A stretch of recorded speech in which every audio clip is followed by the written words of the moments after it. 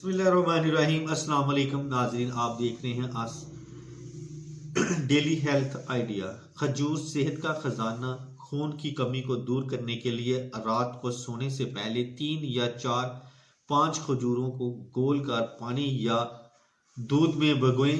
सुबह अच्छी तरह हाथ से मल कर मिक्स कर लें और उसे नाश्ते के साथ लें। ये फायदेमंद बैक्टीरिया के ग्रुप को पैदा करने में मदद देती है। इस बैक्टीरिया का आंतों से कोलेस्ट्रॉल के जज़ब को रोकने में किरदार है और ये विटामिन की हसूल के लिए भी बेहतरीन है और ताकत फराहम करती है। आंतों के फाल को बेहतर करने में बेहतरीन है।